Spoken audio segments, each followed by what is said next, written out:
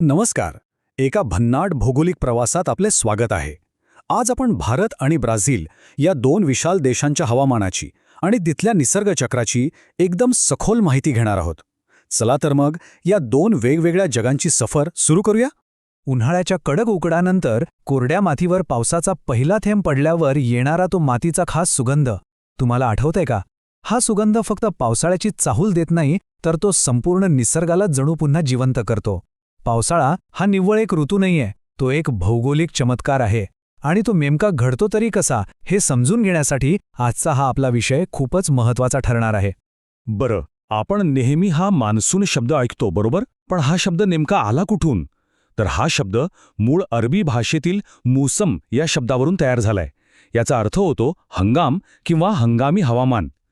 ही माहिती खरंच खूप रंजक आहे, कारण याच मान्सूनवर आपल्या भारताचं संपूर्ण हवामान आणि अगदी अर्थव्यवस्था सुद्धा अवलंबून असते. आज आपण नक्की काय काय पाहणार आहोत ते थोडक्यात सांगतो. आधी आपण ब्राझीलच्या विषुववृत्तीय उष्णतेबद्दल जाणून घेऊ, त्यानंतर भारताचा शक्तिशाली मान्सून, मग या दोन्ही देशांच्या हवामानाची थेट तुलना आणि शेवटी हवामानामुळे येणाऱ्या नैसर्गिक आपत्ती. सुरुवात करूया पहिल्या विभागापासून, ब्राझीलचं हवामान आणि तिथली विषुववृत्तीय उष्णता. आता बघा, ब्राझीलचा अक्षवृत्तीय विस्तार खूपच मोठा आहे. देशाच्या अगदी उत्तरेकडून विषुववृत्त जातं, ज्यामुळे तिथे वर्षभर 25 ते 28 अंश सेल्सिअस इतकं उष्ण आणि दमट तापमान असतं. पण जसजसं आपण दक्षिणेकडे जातो तसं तिथे मकरवृत्तामुळे तापमान थोडं कमी आणि हवामान समशीतोष्ण आढळतं. म्हणजे विचार करा, एकाच देशात हवामानाची किती प्रचंड विविधता आहे. ब्राझीलमध्ये पाऊस कसा पडतो याची प्रक्रिया पण खूप भारी आहे. दक्षिण अटलांटिक महासागरावरून बाष्पयुक्त व्यापारी वारे ब्राझीलकडे येतात, पण तिथे असलेल्या अजस्र कड्यामुळे म्हणजेच ग्रेट एस्कार्पमेंटमुळे ते वारे अडवले जातात. या अडथळ्यामुळे वाऱ्यांच्या दिशेला जोरदार पाऊस पडतो. पण एकदा का ते वारे कडा ओलांडून पलीकडे गेले की त्यातलं बाष्प कमी होतं आणि ईशान्य ब्राझीलमध्ये पावसाचं प्रमाण अचानक घटतं. याच कोरड्या भागाला अवर्षण चतुष्कोण असं म्हणतात. ही आकडेवारी ऐकून तुम्ही थक्क व्हाल. ब्राझीलमधल्या अमेझॉन नदीच्या खोल्यात सरासरी वार्षिक पाऊस चक्क 2000 मिलीमीटर एवढा पडतो. या प्रचंड पावसामुळे आणि विषुववृत्तीय उष्णतेमुळेच तिथे जगातील सर्वात घनदाट अशी अमेझॉनची जंगलं उभी राहिली आहे. ब्राझीलच्या हवामानातील आणखी एक आश्चर्यकारक गोष्ट म्हणजे तिथे विषुववृत्ताजवळ वाऱ्यांचं ऊर्ध्व दिशेने वहन होतं आणि वाऱ्यांच्या एकत्रीकरणाचा पट्टा अतिशय क्षीण असतो. याचा परिणाम माहितीये काय होतो?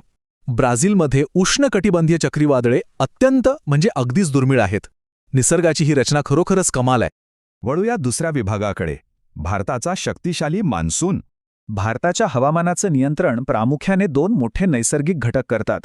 आपण त्यांना भारताचे भौगोलिक रक्षक किंवा चक्क बॉडीगार्ड्स म्हणू शकतो. पहिला म्हणजे दक्षिणेकडचा हिंदी महासागर, जो बाष्पाचा प्रचंड मोठा स्रोत आहे, जिथून वारे आपल्याकडे झेपावतात. आणि दुसरा रक्षक म्हणजे उत्तरेकडील हिमालय. हिमालय केवळ हे पावसाचे ढग अडवून भारतात पाऊस पाडत नाही, तर उत्तरेकडून येणाऱ्या अतिथंड वाऱ्यांपासून तो भारताचं संरक्षणही करतो. भारताच्या मध्यभागातून जाणारं कर्कवृत्त देशातल्या एकूण 8 राज्यांमधून जातं. हे क्रमाने कसं लक्षात ठेवायचं याची एक मस्त ट्रिक आहे. मित्र माझा राघू छाप. मिझोराम, त्रिपुरा, मध्य प्रदेश, झारखंड, राजस्थान, गुजरात, छत्तीसगड आणि पश्चिम बंगाल याच अक्षवृत्तीय स्थानामुळे भारताचं तापमान दक्षिणेत जास्त आणि उत्तरेत तुलनेने कमी असतं. उत्तरेकडे तापमान किती खाली जाऊ शकतं याचं एक थरारक उदाहरण तुम्हाला सांगतो. हिमालयन पर्वतीय क्षेत्रात, विशेषतः सियाचिन ग्लेशियरच्या भागात हिवाळ्यात तापमान चक्क उणे 40 अंश सेल्सिअसपेक्षाही खाली जातं. हे तापमान इतकं गोठवणारं असतं की तिथे आपलं रक्षण करणाऱ्या सैनिकांना टोमॅटो किंवा इतर भाज्या फोडण्यासाठी चक्क हातोडीचा वापर करावा लागतो. विचार करा, हिमालयामुळेच भारताचा उर्वरित भाग या जीवघेण्या थंडीपासून सुरक्षित राहिलाय. मगाशी ब्राझीलमधला पावसाचा आकडा मोठा वाटला होता ना? आता भारताचा हा आकडा बघा, 11,872 मिलीमीटर. मेघालय पठारावरील मोसिनराम आणि चिरापुंजी येथे जगातला सर्वाधिक पाऊस पडतो. हा सगळा बंगालच्या उपसागरावरून येणाऱ्या बाष्पयुक्त वाऱ्यांचा प्रताप आहे. पण याच्या अगदी उलट परिस्थिती कुठे आहे? तर पश्चिम राजस्थानमधल्या जैसलमेरमध्ये. तिथे वर्षभरात 120 मिलीमीटरपेक्षाही कमी पाऊस पडतो. एकाच देशातील हा एवढा मोठा विरोधाभास खरंच अवाक करणारा आहे, जो आपल्या देशाच्या भौगोलिक विविधतेची साक्षी देतो. आता मान्सूनचा परतीचा प्रवास. हा निसर्गाचा एक अद्भुत युटर्नच आहे जणू. नैऋत्य मोसमी वारे हिमालयाला धडकतात आणि तिथून परत फिरून ईशान्येकडून पुन्हा वाहू लागतात. या प्रवासात ते बंगालच्या उपसागरावरून भरपूर बाष्प घेतात आणि हिवाळ्यात तामिळनाडू आणि आंध्र प्रदेशच्या किनारी भागात जोरदार पाऊस पाडतात. यालाच आपण ईशान्य मान्सून म्हणतो. तिसरा विभाग, हवामानाची थेट तुलना, भारत विरुद्ध ब्राझील. या दोन देशांमधला मुख्य फरक बघायचा झाला तर भारत प्रामुख्याने उत्तर गोलार्धात आहे आणि ब्राझील दक्षिण गोलार्धात. भारतात मान्सून वाऱ्यांचा प्रभाव आहे तर ब्राझीलमध्ये व्यापार वाऱ्यांचा. पण यातली सर्वात भारी गोष्ट म्हणजे गोलार्ध वेगळे असल्यामुळे या दोन्ही देशांमध्ये एकाच वेळी समान ऋतू कधीच नसतात. म्हणजे इथे जर कडक उन्हाळा असेल तर तिथे हिवाळा असतो.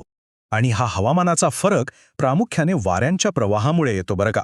भारताचं हवामान मोसमी वाऱ्यांवर अवलंबून आहे, जे ऋतूनुसार आपली दिशा पूर्णपणे बदलतात.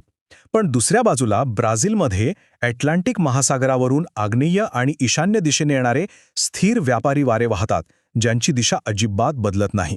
हा वाऱ्यांचा खेळच दोन्ही देशांच्या हवामानाचा मुख्य पाया आहे. आणि आता आपला चौथा आणि शेवटचा विभाग, नैसर्गिक आपत्ती. भारत आणि ब्राझील समोरील नैसर्गिक आव्हाने अगदीच वेगळी आहेत. भारताला वारंवार येणारी उष्णकटिबंधीय चक्रीवादळे, महापूर आणि अनियमित दुष्काळ यांचा सतत सामना करावा लागतो. याउलट आपण मगाशी पाहिल्याप्रमाणे ब्राझीलमध्ये चक्रीवादळे अत्यंत दुर्मिळ आहेत. तिथे मुख्य धोका असतो तो ईशान्य भागातील अवर्षण चतुष्कोणमधील कोरड्या दुष्काळाचा. आता या विश्लेषणाचा शेवटी एक खूप महत्त्वाचा प्रश्न उभा राहतो. हे भौगोलिक आणि नैसर्गिक घटक, ज्यांच्यावर आपलं कोणतंही थेट नियंत्रण नाही, ते एका संपूर्ण देशाची अर्थव्यवस्था आणि मानवी जीवन कसं ठरवतात? हवामानाचा हा खेळ फक्त निसर्गाचा नियम नाहीये, तर तो आपल्या रोजच्या जगण्याचा एक अदृश्य शिल्पकार आहे.